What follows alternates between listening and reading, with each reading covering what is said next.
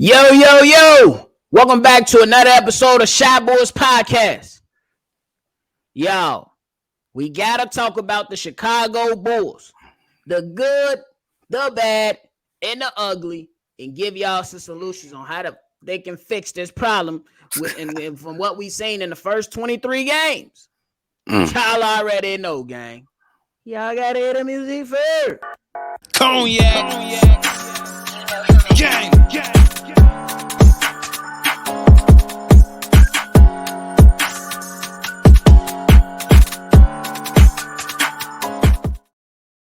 Shy Boys Podcast with the Cognac Boys. I'm Cognac Boy Bobby, and I'm with my dog, CDubb. How you doing, boy? And I feeling great. I'm back on with nephew. Hell is y'all talk about, bro? It's busting. Man, the Chicago Bulls the other night, bro, on Sunday night, they ass was tweaking, dog. Man, but now it's Tuesday. We Gucci, we rocking and rolling. We got to break down the good, the bad, and the ugly for your Chicago Bulls, ladies and gentlemen. As of right now, the Chicago Bulls have a 9-14 record, which equates to 12th in the Eastern Conference. Woo-wee. 12th in the Eastern Conference. Right now, they're 16th in points per game as a team. 20th in rebounds. I don't understand how they 20th in rebounds. 16th in assists per game. And 14th for opponents' points per game. That's how it's 14th when it comes to whoever else coming in here scoring against the Bulls. CDubb, let's start off on a positive note. Go ahead and let us know some of the good things you have seen so far from the Chicago Bulls. The good things. Go with the good first. Okay, let's look for some of the good things. And it was pretty hard to find some shit with this Reggie or middling or mediocre team that we have right now. Goran Dragic, I'm going to start there. I call him 7 from heaven. He has been an absolute godsend since he came from the Bulls. He comes in, he plays his little 20 minutes, 15 to 20 minutes, and he just puts up numbers. He either putting up passes or he making some big time baskets. 2, beyond what people think, Nick Vooch has played particularly well this season. I'm going to give it to Nick Vooch. He's still taking more shots than I would like him to from the perimeter, from the three-point line, I would say. But Nick Vooch is having a hell of a season. Patrick Williams, from his start in the beginning to now, and right now is going a little bit the other way. And it's not, I don't think it's his fault it's going the other way. But he has showed in continuing growth. I'm seeing a lot of maturity from Pat Williams, even him stepping up saying that I'm going to be a superstar in this league, or he wants to be a superstar in this league. I appreciate that. And that's it. That's it. Well, I'm going to go ahead and start off with some of the good. Some of the good is, again, the acquisition of Goran Dragic and Andre Drummond. I think those are 2 good pickups for the Chicago Bulls. I think that was good. A lot of people questioned it at first. Why would you bring in Andre? Essentially, those 2 pickups have been good for the Chicago Bulls. Another thing that particularly has been well is that when they actually do it, they can defend their ass off and create turnovers when they actually do it. So I got to keep them a buck on that. And then the last point I'm going to give into the good. The Chicago Bulls had 2 outstanding victories, and they gave us a glimpse of what they could potentially be if they play all 48 minutes with victories against the Boston Celtics and the Milwaukee Bucks. So those are some of the good, back-to-back games. So those are some of the goods that I've seen so far. CDubb, I would like to start off with the bad. Woo, it's so much. But I'm right now. Oh. It's so much. Yeah, go ahead. Oh, you finna say something? Go ahead, big dog. Yeah, I was finna say, yeah. But the bad right now, I believe that Billy Donovan has to coach better. That's bad. Billy Donovan has to coach better. What's bad is that Zach's start to the season. It's bad. It's not good enough. What's bad is the progression of Patrick Williams and Ayo Dosunmu. And what's bad is another bad. And before I know you gonna reel off what I didn't name is that how the fuck did Andre Drummond fall out of the rotation these last few games? Mm. He getting about 6-7 minutes, and I think he definitely should be getting more. So those are some of the bad I know you're gonna pick up. I ain't want to name them all, so go ahead and name some of the bad, bro. Whew, it is so much bad, and I don't want to pound on my team, but I must go because we gonna keep this shit honest. Zach LaVine, I'm gonna just call it wildly inconsistent play in the beginning of this season. It's just been wildly inconsistent because he'll come in the fourth quarter and win a game for you. I forgot that game that he Brooklyn, came Brooklyn Nets. He dropped 20 in the fourth and won that game for us. He had 41 the last game. It's just so inconsistent. In the end game, the games in between, he probably shot 2 for like 30 from 3-point range. It'll be interesting to know his 3-point percentage right now. Billy Donovan, he has to get better as a coach, bro. Like the adjustments in his lineups was something to behold, bro. It's bad. Just to tell you, it's just bad to me. You know what I'm saying? Everybody is entitled to their own opinion, but me and nephew definitely looking at these lineups and these adjustments that he do. They're bad. I must say it. I love this kid, but Ayo Dusumu has been bad in the beginning of the season. He's been really bad. I'm not giving up on Ayo. He's been getting beat defensively, which is crazy to me. Looked like he fell down a tier defensively, which is crazy. I give him one good thing is to say he gets to the rim. He's been getting to the rim. It looks tremendous, but he stopped shooting 3-pointers altogether. He's not even trying from the 3-point range bro. anymore. Oh, I can keep going forever. DeMar DeRozan has to find a way to play team ball and not isolation ball. He has to find a way to get his and still fit in the confines of a team as far as chemistry and a game plan, bro. Because all people can do is just sit back. They don't want to get in your way cutting. If they cut, they get in your way. So they stand in the corner. They stand out there by the 3-point line. So we gotta get DeMar DeRozan right. And I could keep going and on, but I'm gonna just leave it at that. No, bro. And then now we jump into the ugly. I'll go ahead and kick off the ugly part. The ugly is this damn free flowing offense ain't working. It ain't working. This Because it is ain't free ISO flowing. ball. It ain't free flowing. This is ISO ball. What's another thing that's ugly is that Zach and DeMar is not on one accord.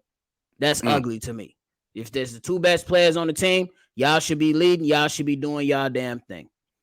Another ugly is that the Chicago Bulls continuously, damn near game after game, it's like every game, they find themselves down by 15, 17, 20 points, bro. And you got to exuberate so much energy to fight back in the game. That's ugly to me. That's showing me that you're coming into these games not interested, not executing, not playing team ball, and you starting the games off from the jump playing hero ball. And the last thing is that I got to touch on is that these guys lack heart, bro.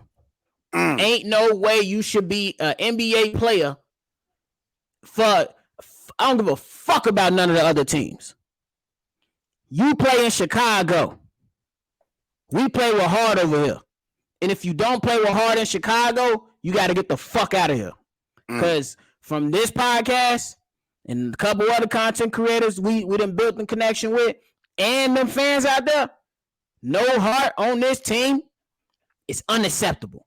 Derrick Rose was probably one of the most quietest superstars I ever met or seen. I never met him personally. Probably one of the most quietest superstars that we've seen. He still had heart. Oh. He went up against the Miami Heat teams 1-on-5 and still gave them business. No excuses from the Chicago Bulls right here. They need to find out who the fuck they want to be. They need to discover an identity, and they need to get it right. They need to get it right. Oh, that's just perfectly said, nephew. I'm going to go with my ugly, and I got a lot of that shit too. but I'm gonna only go with a few. I'm gonna start up top, and I'm gonna go with coaching. Uh, against better coaches, we are getting out coached. Against the better coaches, i.e., a abysmal San Antonio Spurs team is like 6-13 or 6-14 right now. They beat the Bulls handily because of Popovich. He outcoached Billy Donovan, and we got clearly the better team. Orlando get outcoached by basically a no name over there. How could you do that? You can't lose those games. Number two, our leadership, like you said, I don't want to say they don't have any heart, but where's the leadership? I think we're looking too many places for the leader. All these two people, DeMar and Zach LaVine, both of them are the leader, or DeMar, Zach, and Vooch, they're the leaders. No, it's too difficult for these young motherfuckers to listen. If one person saying one thing and the other person saying another, we need to find one alpha and just go behind him. And I'm picking Zach LaVine. That needs to be the leader of this team. And three, what in the hell? How could y'all? Because you said it already that we always fall behind 20 points, 15 points early in games, and we always battle back, get within 2, get it within 1-6.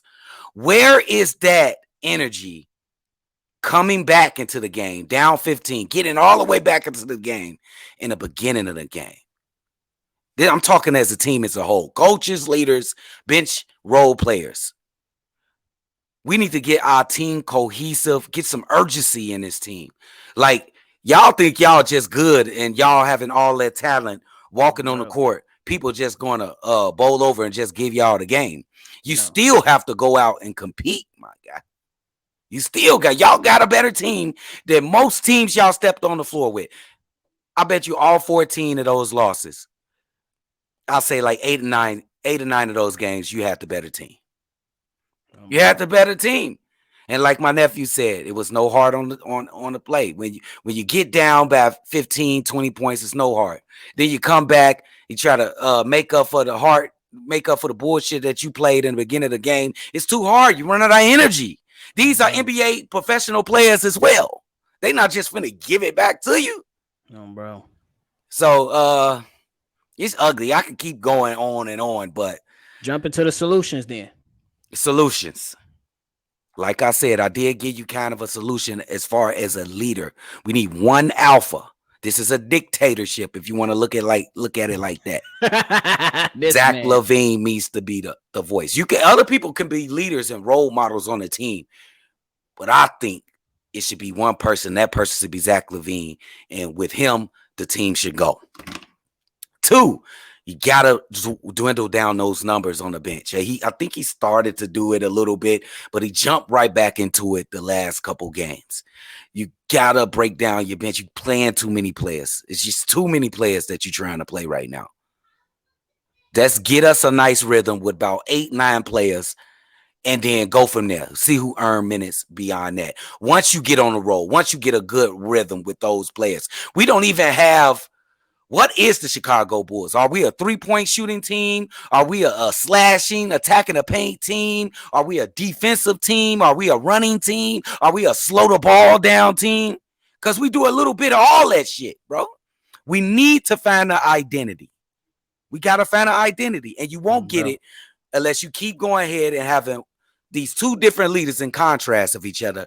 Zach LaVine can play with other people. I'm not saying DeMar DeRozan just can't play with other people, but he's very deliberate. He is a ball dominant scorer. This is a different league. Yeah.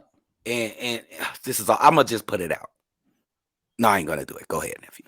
Oh, he was ready. I was about to. He ain't ready. It's coming Not though. yet. But hey, solutions. First thing first is that the de facto leader of this team needs to be Zach LaVine. Zach LaVine, after the Sacramento Kings loss, he was pissed. He walked straight back to the damn locker room, didn't shake no hands, nothing. Pissed. That's the Zach LaVine we need moving forward. Be pissed. Yes. Every time you see your guys not doing what they do, get on their ass. You the $215 million man. The offense runs better through you Tell DeMar DeRozan, bro, when you dribbling like that, you got people open.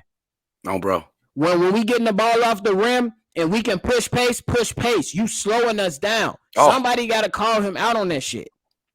Then everybody has to be engaged from tip off. You cannot go in and say, I'm going to defend for 2 minutes here and then not defend for the next 5 minutes. It ain't going to work like that, y'all. Then another one. Billy, I'm with you. Billy Donovan, figure out your damn rotations. There are times we look at the box score, you playing 10, 11 players, bro. Yeah. I get it that you like some people in their game, but fuck that. We trying to win ball games over here. If ain't nobody contributing to the team, yay, you just gonna be on the bench. Yes. Another solution: get these young players involved. Help these young players develop. The point that my boy Hayes said it the best. The reason why the Chicago Bulls kept this damn team together was built on continuity, number one, and player development, number two, of your young players like Patrick Williams and Ayo Dosunmu. These crazy ass lineups is holding those two guys back. Billy Donovan, you gotta be on point with your shit. Be on point. Be more sound. Be more deliberate. Be more assertive in your decision making. You can't make everybody else. You can't be a friend to everybody. Right now, it's about winning games and making sure that these young guys know what the hell they need to do, and then when they in the game, executing what the hell you want them to do. And lastly, you got to establish a good identity, bro. Decide on what the hell we gonna be as a team. Bro. And then I think the Chicago Bulls can take a step forward. CDubb, get the people your final thoughts. Yeah, it's still early, man. It seems like we've been through a whole season, bro. Don't it feel like we just been through a whole bunch 23 games. Only been 23 games. So I'm saying it's a lot of time left to turn this thing around. And we just too talented to have this 9-14 record. Let's come on, Billy. Get Alex Caruso out the starting lineup. Let Ayo Dosunmu run the point guard. Get Patrick Williams back in the game, bro. Let's do that. You gotta let him play through that shit. Let's start there, bro. Come on now. You gotta let him play through it, bro. But hey, y'all have everything we talked about, the good, the bad, and ugly. Let us know how y'all feeling about it in the comment box. Comment below. Let us know y'all thoughts on the Bulls' first 23 games of the season. Because, man, I'm telling you, the pistivity meter is rising. I created it this morning. What's that word? The pistivity. You feel me? The pistivity. I'm getting pissed off. I'm tired of seeing this shit. Bro. But hey, if you're new to the channel, hit that like button, hit that subscribe button, hit that notification bell. So every time we drop, you'll be the first one to know. And if you want to leave us a voicemail or a text message, hit that number, 773-242-9219. And our continued supporters. Appreciate y'all for everything that y'all do, rocking with the game. And y'all already know how we in this. We gonna catch y'all on the next one. Shout out Giovanni. Oh, bro. Cognac. Gang.